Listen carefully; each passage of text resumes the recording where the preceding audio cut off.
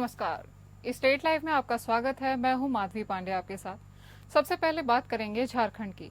झारखंड विधानसभा चुनाव के लिए भाजपा ने अपने स्टार प्रचारकों की सूची जारी कर दी है। प्रधानमंत्री नरेंद्र मोदी, केंद्रीय गृह मंत्री अमित शाह, राष्ट्रीय अध्यक्ष जेपी नड्डा, केंद्रीय मंत्री नितिन गडकरी, राजनाथ सिंह, धर्मेंद्र प्रधान, अन्नपूर्णा देवी, नित्यानंद राय, झारखंड विधानसभा चुनावी प्रभारी शिवराज चौहान, चुनाव सह प्रभारी एवं असम के सीएम हिमंता विश्व शर्मा, केंद्रीय राज्य मंत्री संजय सेठ सहित प्रदेश के आला नेता स्टार प्रचारकों की लिस्ट में शामिल होंगे।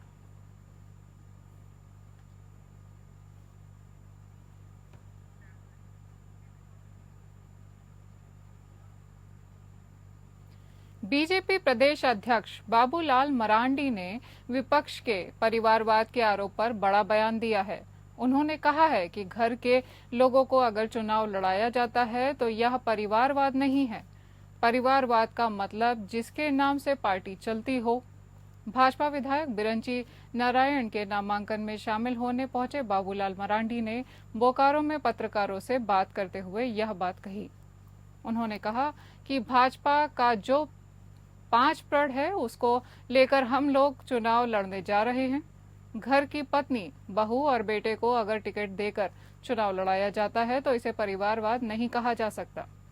परिवारवाद का सीधा मतलब कांग्रेस, झामुमो, राजद और समाजवादी पार्टी है, क्योंकि उनके नाम से पार्टी जानी जाती है। दोनों को परिवारवाद से एक साथ जोड़ना सही बात नहीं है।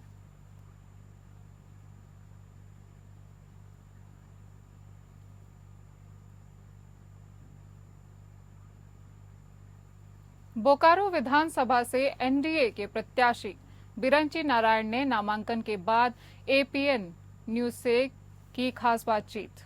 बिरंची नारायण ने कहा, यदि राहुल गांधी भी बोकारो से खड़े हो जाएं तो उनकी जमानत जब्त हो जाएगी। देखिए, इस वक्त हमारे साथ हैं बोकारो से एनडीए के प्रत्याशी बिरंची नारायण जी, जो लगातार 2 बार यहां से विधायक रह चुके हैं और अब हैट्रिक लगाने की तैयारी में हैं। आज इन्होंने अपना नामांकन किया है और सीधा हम जुड़ते हैं और जानते हैं। बिरंची जी, आज नामांकन कर लिया, हैट्रिक की तैयारी है, क्या लग रहा है, क्या माहौल है? बहुत बढ़िया माहौल है बोकारो में। पहले भी बोकारो की जनता ने, बोकारो की महान जनता ने मुझे अपना आशीर्वाद, अपना समर्थन दिया है और पूरा विश्वास है कि इस बार भी बोकारो की जनता का आशीर्वाद और स्नेह, समर्थन मुझे मिलेगा। मैं पूरे विश्वास के साथ कह सकता हूं कि भारतीय जनता पार्टी बोकारो विधानसभा में बहुत बड़ी जीत दर्ज करेगी। बिरंची जी, पिछले 10 सालों में बहुत सारे काम किए हैं आपने, कौन सा ऐसा काम रह गया है जो जीतने के बाद आप जाएंगे तो पहला काम रहेगा? देखिए, एयरपोर्ट हमारा शुरू नहीं हो पाया, बनने के बाद भी, इसका मुझे बहुत अफसोस है और सारा बोकारो जानता है कि इसके लिए राज्य सरकार का निकम्मापन दोषी है। मैं बोकारो की जनता को विश्वास दिलाता हूँ। तो मैं तो कहता हूँ कि राहुल गांधी भी, अगर राहुल बाबा भी बोकारो में आकर लड़कर देख लें, भारतीय जनता पार्टी के कार्यकर्ता उनको भी धूल चटाने का काम करेंगे। तो देखिए, ये थे हमारे साथ बिरंची नारायण जी। साफ तौर पे इन्होंने कहा कि विपक्ष जो है मेरे खिलाफ कोई प्रत्याशी नहीं दे पा रहा है। अगर राहुल गांधी भी मैदान में उतर जाएं तो भारतीय जनता के कार्यकर्ता जो है उनको धूल चटाने का काम करेंगे। मैं सहयोगी अंकुश के साथ नीरज, एपीएन बोकारो। झारखंड के मुख्य निर्वाचन पदाधिकारी के रवि कुमार ने बताया कि मशहूर क्रिकेटर महेंद्र सिंह धोनी विधानसभा चुनाव में निर्वाचन आयोग के जागरूकता कार्यक्रम का हिस्सा बनेंगे। इस आशय का पत्र उन्होंने निर्वाचन आयोग को दिया है। निर्वाचन आयोग उनकी तस्वीर का उपयोग स्वीप के कार्यक्रमों में करेगा। वहीं मतदाताओं को अधिकाधिक संख्या में मतदान के लिए प्रेरित करने वाली उनकी अपील का उपयोग मतदान प्रतिशत बढ़ाने में होगा। उन्होंने बताया कि महेंद्र सिंह धोनी मुख्य निर्वाचन पदाधिकारी झारखंड के कार्यालय से जुड़कर मतदाता जागरूकता अभियान में सहयोग करेंगे। उन्होंने कहा, नामचीन शख्सियत के जुड़ाव से मतदाता जागरूकता अभियान को बल मिलेगा। झारखंड के मुख्य निर्वाचन पदाधिकारी शुक्रवार को निर्वाचन सदन धुरवा में पत्रकार वार्ता को संबोधित कर रहे थे। उन्होंने बताया कि वह शुक्रवार को हजारीबाग और रामगढ़ के विभिन्न विधानसभा क्षेत्रों में उन्होंने भ्रमण किया और स्वीप की गतिविधियों का अवलोकन किया। इस दौरान स्वीप कार्यक्रम से कुछ त्रुटियां मिली, जिनका अविलंबन निराकरण के निर्देश दिए गए।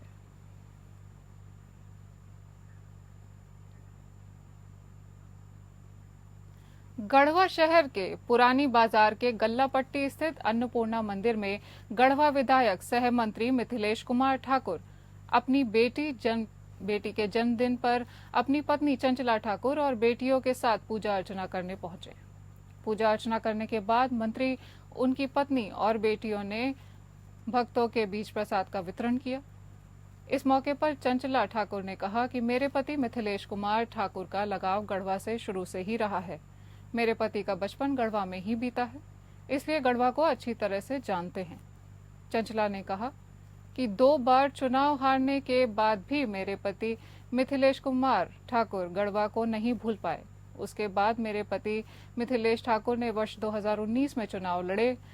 उसके बाद गढ़वा की जनता ने उन पर भरोसा जताते हुए उनको विधानसभा भेजने का काम किया। मिथिलेश कुमार ठाकुर को मंत्री बनाया गया। मंत्री बनने के बाद उन्होंने गढ़वा विस क्षेत्र में विकास की गंगा बहाने का काम किया है।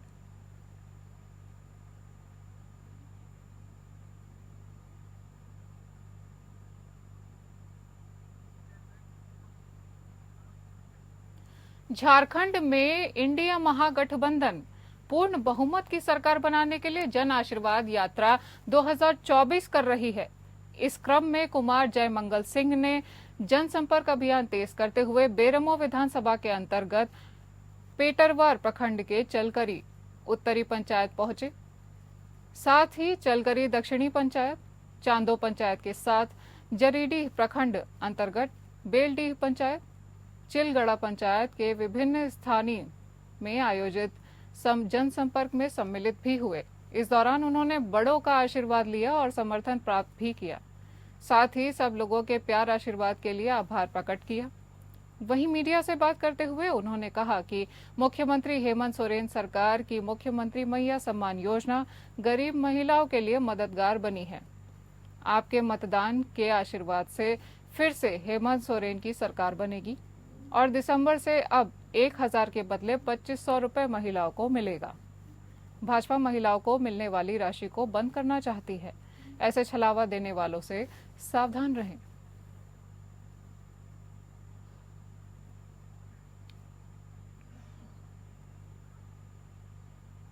बोकारो जिले के चास थाना क्षेत्र के कुंवर सिंह कॉलोनी से 21 अक्टूबर को 22 को चोरी हो गई थी। इस मामले में चास पुलिस ने 2 चोर और 1 खरीदार को गिरफ्तार किया है। बाइक चोर सेक्टर 2 का रहने वाला अमरेंद्र गोस्वामी और जैना मोड़ का रहने वाला पप्पू सिंह है, जबकि खरीदार मनीष कुमार साव जरीडीह अपर बाजार गांधीनगर थाना क्षेत्र का रहने वाला है। दोनों चोरों ने 3000 में इस बाइक को मनीष कुमार को बेचने का काम किया था, जिसके माध्यम से अवैध कोयले की धुलाई की जाने वाली थी। चास एसडीपीओ प्रवीण कुमार सिंह ने बताया कि अमरेंद्र और पप्पू सिंह इससे पहले कई बार बाइक चोरी में जेल जा चुके हैं।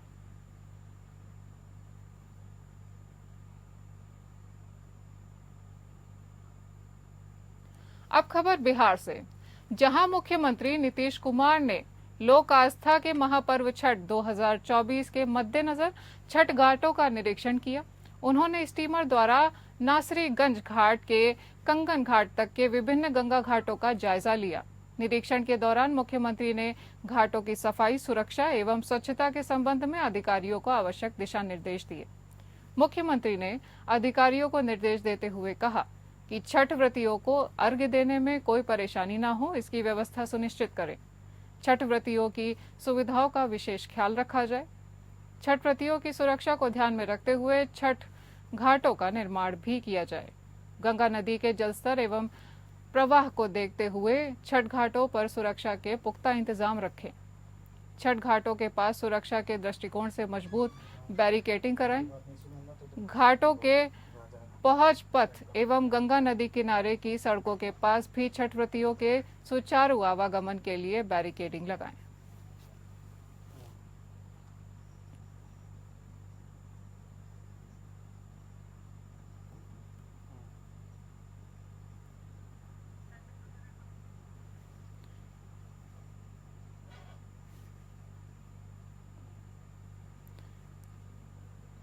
आपको बता दें कि मुख्यमंत्री नीतीश कुमार ने लोक आस्था के महापर्व छठ 2024 के मद्देनजर छठ घाटों का निरीक्षण किया और महत्वपूर्ण निर्देश भी दिए।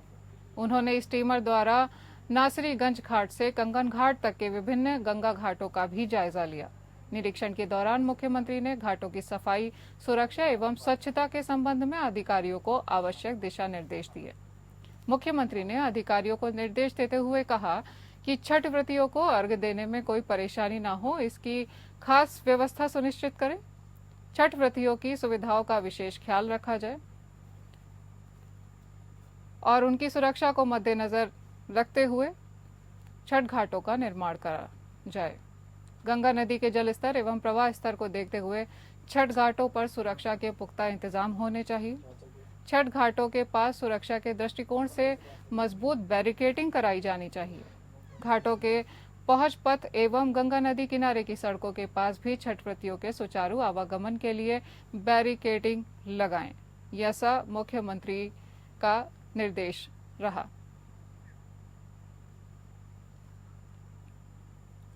रामगढ़ से जन सूरज के उम्मीदवार सुशील सिंह कुशवाहा ने नामांकन दाखिल किया। कार्यवाहक अध्यक्ष मनोज भारती की मौजूदगी में हजारों समर्थकों के साथ उन्होंने जनसंपर्क किया। जन स्वराज पार्टी के रामगढ़ विधानसभा से प्रत्याशी सुशील सिंह कुशवाहा ने नामांकन दाखिल करने के बाद मुंडेश्वरी गेट से अनुमंडल कार्यालय तक पदयात्रा कर शक्ति प्रदर्शन भी किया। इस दौरान उनके साथ जन स्वराज पार्टी के कार्यवाहक अध्यक्ष मनोज भारती, पूर्व आईपीएस आर.के. मिश्रा भी मौजूद थे। पदयात्रा के दौरान उनके साथ हजारों की संख्या में लोग मौजूद रहे और उत्साहपूर्वक बढ़ चढ़कर जन स्वराज का समर्थन किया। पूरे शहर को जन स्वराज के नारों से इन्होंने गुंजायमान करते हुए जन स्वराज को एक ठोस संगठन के रूप में जनता के सामने दर्शाया। हर जगह लोगों के बीच जन स्वराज पार्टी के प्रत्याशियों को एक नई उम्मीद के रूप में देखा जा रहा है। खासकर युवाओं और महिलाओं में जमकर जन स्वराज पार्टी और उसके प्रत्याशियों के प्रति एक नई उत्साह और उम्मीद देखी जा रही है। जनता आरजेडी और जदयू दोनों ही पार्टियों से ऊब चुकी है और जन स्वराज को सही विकल्प के रूप में स्वीकार करना चाहती है। रामगढ़ विधानसभा क्षेत्र की जनता ने भाई भतीजावाद और जातिवाद को उखाड़ फेंकने का मन बना लिया है। रायपुर एम्स में दीक्षांत समारोह का आयोजन हुआ। इसमें राष्ट्रपति द्रौपदी मुर्मू, सीएम मुख्यमंत्री विष्णुदेव साय भी मौजूद रहे। इस दौरान राष्ट्रपति द्रौपदी मुर्मू ने दीक्षांत समारोह में संस्थान के 10 विद्यार्थियों को स्वर्ण पदक और बाकी 514 विद्यार्थियों को उपाधि प्रदान किया। इस अवसर पर उन्होंने कहा कि मेडिकल प्रोफेशन का कार्य अत्यंत जिम्मेदारी भरा होता है। उनके निर्णय जीवन रक्षा से जुड़े होते हैं। उन्होंने उम्मीद जताई कि यहां से उत्तीर्ण चिकित्सक एवं पैरामेडिकल छात्र इस जिम्मेदारी और उत्तरदायित्व का निर्वहन पूरी शिद्दत और क्षमता के साथ करेंगे। उन्होंने उपाधि एवं पदोपाधि प्राप्त करने वाले विद्यार्थियों को बधाई देते हुए उनके स्वर्णिम भविष्य की कामना की। इस अवसर पर राज्यपाल रमेन डेका, मुख्यमंत्री विष्णुदेव साय, स्वास्थ्य मंत्री श्याम बिहारी जायसवाल, एम्स रायपुर के अध्यक्ष professor George A D'Souza, AIIMS के कार्यपालक निदेशक एवं CEO lieutenant general Ashok Kumar Jindal सहित एम्स रायपुर के चिकित्सक एवं विद्यार्थी उपस्थित रहे। राष्ट्रपति मुर्मू ने अपने उद्बोधन में आगे कहा कि जब आप सबने मेडिकल को अपना कार्यक्षेत्र चुना होगा तो आपके मन में दया और संवेदन का भाव रहा होगा। आपको यह हमेशा याद रखना होगा कि दया, करुणा, संवेदना मानवीय मूल्यों को मजबूत बनाते हैं। इसलिए हमेशा अपने कार्यक्षेत्र में इन जीवन मूल्यों के साथ ही कार्य करें। –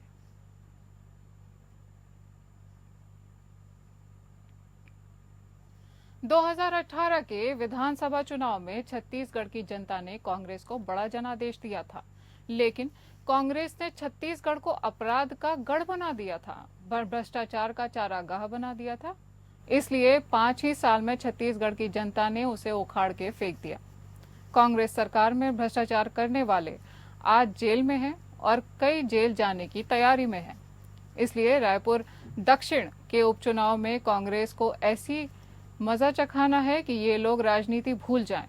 मुख्यमंत्री विष्णुदेव साय ने राजधानी में रायपुर दक्षिण विधानसभा के भाजपा प्रत्याशी सुनील सोनी के विशाल नामांकन रैली में जनता को संबोधित करते हुए ये बातें कही। उन्होंने कहा कि सुनील सोनी किसी परिचय के मोहताज नहीं है। वे रायपुर लोकसभा सीट से सांसद रहे, नगर निगम में महापौर और सभापति रहे। ये सीट भाजपा 35 साल से जीत रही है। आप सभी ने अपने आशीर्वाद से अपराजेय योद्धा ब्रजमोहन अग्रवाल को 8 बार जिताया है। इसलिए आप सभी से आग्रह है कि सुनील सोनी को भारी मतों से विजय बनाकर पुनः कमल खिलाएं।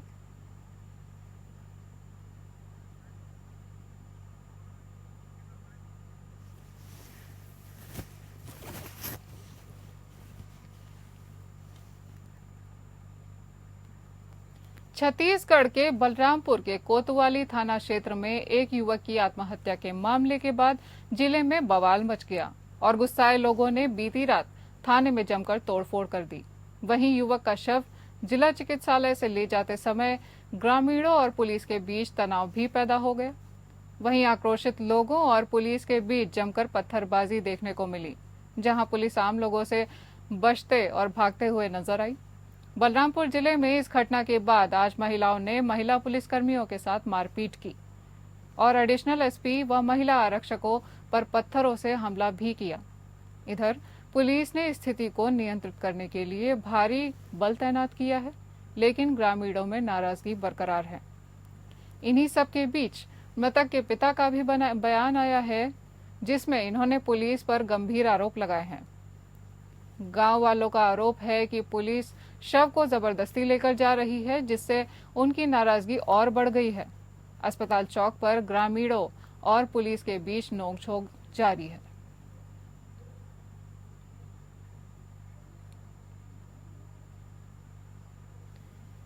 केंद्रीय मंत्री शिवराज सिंह चौहान, भाजपा सांसद और प्रदेश अध्यक्ष वीडी शर्मा, सैदपुर मंत्री भूपेंद्र सिंह को मध्य प्रदेश हाईकोर्ट से बड़ा झटका लगा। कांग्रेस के राज्यसभा सांसद और वेस्ट अधिवक्ता विवेक तन्खा की मानहानि के मामले में हाईकोर्ट पहुंचे दोनों ही भाजपा नेताओं की याचिका को हाईकोर्ट ने खारिज कर दिया है। हाईकोर्ट के इस आदेश के बाद अब तीनों ही दिग्गज नेताओं को ट्रायल के दौरान जिला कोर्ट में उपस्थित होना पड़ेगा और अपना जवाब भी पेश करना होगा। केंद्रीय कृषि मंत्री और तत्कालीन मध्य प्रदेश के मुख्यमंत्री रहे शिवराज सिंह चौहान के साथ भाजपा प्रदेश अध्यक्ष वीडी शर्मा और पूर्व मंत्री भूपेंद्र सिंह ने विवेक तन्खा को लेकर एक बयान दिया था, जिसमें उन्हें ओबीसी विरोधी बताया गया था। मामले पर विवेक तन्खा ने तीनों ही मंत्रियों पर 10 करोड़ रुपए की मानहानि का दावा करते हुए जबलपुर जिला कोर्ट में केस दायर करते हुए बताया था कि जिस तरह से भाजपा के तीनों ही नेताओं ने उन्हें ओबीसी विरोधी बताया था, इससे उनकी छवि धूमिल हुई है। 10 करोड़ के मानहानि के केस को शिवराज सिंह चौहान, वीडी शर्मा और भूपेंद्र सिंह ने हाईकोर्ट में चुनौती दी थी। इन लोगों ने दायर याचिका में कोर्ट से कहा था कि ट्रायल कोर्ट की कार्यवाही पर रोक लगाई जाए। ये मामला बीते 1 साल से ट्रायल कोर्ट में चल रहा था।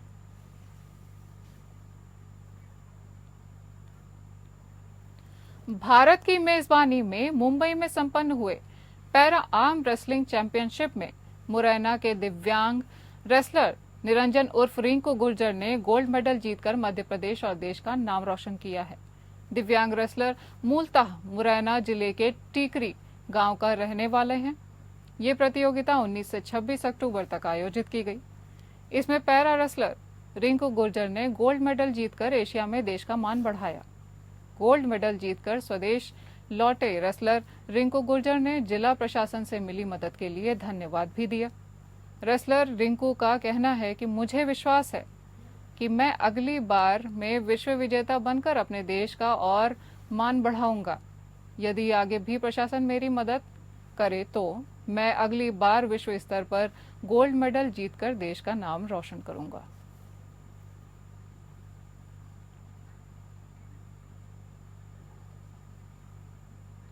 अब बात करते हैं हरियाणा की। साइबर सिटी गुरुग्राम के सरस्वती एन्क्लेव में हुए दर्दनाक हादसे में 4 युवकों की आग में झुलसने और दम घुटने से मौत हो गई। ये हादसा देर रात हुआ। रात लगभग 12 बजे सरस्वती एन्क्लेव में उस समय चीख पुकार मच गई जब एक मकान में आग लग गई। देखते ही देखते आग ने भयानक रूप धारण कर लिया। मकान में आग लगने की सूचना तुरंत फायर ब्रिगेड और पुलिस को दी गई। वहीं सरस्वती एन्क्लेव में आग की सूचना मिलते ही पुलिस और फायर ब्रिगेड घटनास्थल पर पहुंचे और आग पर काबू पाने में जुट गए। फायर कर्मियों ने जब तक आग पर काबू पाया तब तक कमरे में सो रहे 4 युवकों के झुलसने से मौत हो गई।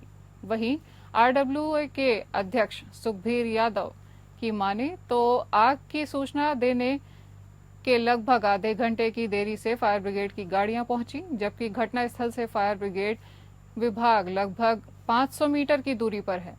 यदि फायर कर्मी समय पर पहुंच जाते तो युवकों को बचाया जा सकता था। फिलहाल आग किसी वजह से लगी, इसकी जांच नहीं हो पा रही है। इसकी जांच की जा रही है। पुलिस ने चारों शवों का पोस्टमार्टम के लिए भेज दिया है और जांच में पुलिस जुटी हुई है।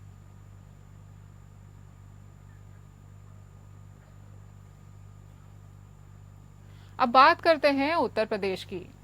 जनपद संभल के खंड विकास बनियाखेड़ा क्षेत्र की पंचायत कुमथल रहने वाले हरद्वारी लाल ने जानकारी दी है कि 7 जून 2022 को वृद्धा पेंशन आवेदन पर मुझको मृतक करार दिया गया था, जिसकी वजह से मुझे जो वृद्धा पेंशन मिल रही थी अब वह नहीं मिल रही है। अब मुझे अपनी जीविका चलाने में परेशानी हो रही है। अधिकारियों को जानकारी दे चुका हूं, लेकिन समस्या का समाधान नहीं हो पाया है। कहीं न कहीं सरकार द्वारा चलाई जा रही योजनाओं में अधिकारी पलीता लगाने का कार्य कर रहे हैं। वहीं अपनी जिम्मेदारी से सरकार की योजना का लाभार्थियों तक पूरी तरह से लाभ नहीं पहुंचा रहे हैं। मामले में जिला समाज कल्याण अधिकारी से बात की तो बताया कि जांच में सही पाया जाता है तो दंडात्मक कार्यवाही की जाएगी। पहले आ रही थी, उसके बाद में क्या पता क्या हुआ, हमने तो देखा जाकर तो देखा तो अमृत दिखा दिए, तो उसमें पता चला फिर राजकुमार का मतलब नाम निकला उसमें। अब वो कह रहे हैं इंक्वायरी करेंगे, उसके बाद में देखो क्या होता है, अब वहां से क्या रिपोर्ट मिले। अब सब जानकारी लेने के बाद ही पता चलेगी। उन्होंने 2022 से बंद कर दी। हम बार बार दिखाते रहे सब जगह, मतलब दिखाते रहे जनसेवा केंद्र में, अभी सिंगल ना आ रहे हैं, वो ना आ रहे हैं, भागते रहे। उसके बाद में पता चली कि तुम्हारी पेंशन ही बंद है। फिर हमने मतलब जाकर के मतलब रिपोर्ट लिखवाई उसके बारे में, हमारी पेंशन क्यों बंद है। प्रदेश में जनहित की योजनाएं सरकार द्वारा चलाई जा रही हैं और जिला प्रशासन उनको लागू करने के लिए जगह जगह कैंप लगाए जा रहे हैं। साथ ही अधिकारी योजनाओं के बारे में जानकारी दे रहे हैं। जनपद संभल की बात करें तो जनपद संभल के खंड विकास बनियाखेड़ा क्षेत्र की पंचायत गुमथल में वृद्धा पेंशन रुक गई है एक व्यक्ति की, जो कि 66 वर्ष का है और उसने जानकारी दी है कि मैं गुमथल का रहने वाला हूं, मेरा नाम हरद्वारी लाल है और 7/6/2022 तक मेरी पेंशन आ रही थी, लेकिन वृद्धा पेंशन आवेदन पर मुझे 7/6/2022 को मृतक दिखा दिया है, जिसकी वजह से मेरी पेंशन नहीं मिल रही है। मैंने जिला समाज कल्याण अधिकारी से लिखित शिकायत दी थी, लेकिन अब तक समस्या का समाधान नहीं हो पा रहा है। देखा जा रहा है कुछ अधिकारियों की वजह से लाभार्थियों को लाभ नहीं पहुंचता। साथ ही लोगों को उनकी जो कमियां करते हैं या फिर उनको ध्यान से कार्य न करने का लोगों को खजामा भुगतना पड़ता है। मैं चरण सिंह, कैमरा पर्सन के साथ APN संभल। धर्म और आस्था की नगरी प्रयागराज के जॉर्ज टाउन एसोसिएशन प्रांगण में 23 से 29 अक्टूबर तक श्री राम कथा का आयोजन हो रहा है। संरक्षक अमरेंद्रनाथ सिंह, पूर्व अध्यक्ष और सदस्य बार काउंसिल उत्तर प्रदेश और प्रोफेसर गिरीश त्रिपाठी एवं कुलपति BHU के संरक्षण में और निर्देशन में चल रहा है। मथुरा के कथा व्यास पंडित मुकेश आनंद द्वारा श्री राम कथा की जा रही है, जिसमें प्रतिदिन हजारों लोग कथा सुना रहे हैं और भजन आरती पूजन कर रहे हैं। यूपी सरकार के कैबिनेट मंत्री नंद गोपाल नंदी भी राम कथा में शामिल हुए और कथावाचक पंडित मुकेश आनंद का आशीर्वाद लिया।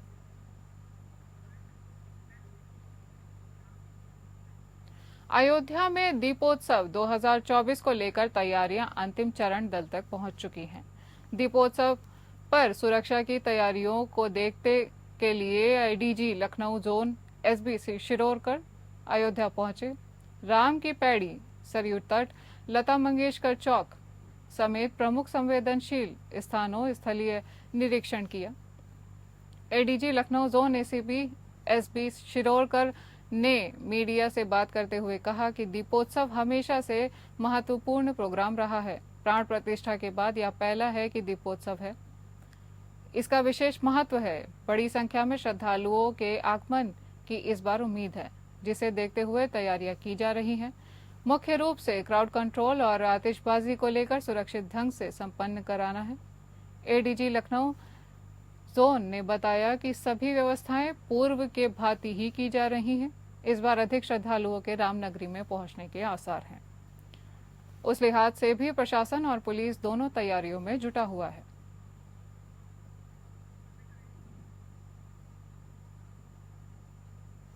इस बुलेटिन में इतना ही। बने रहिए हमारे साथ। नमस्कार।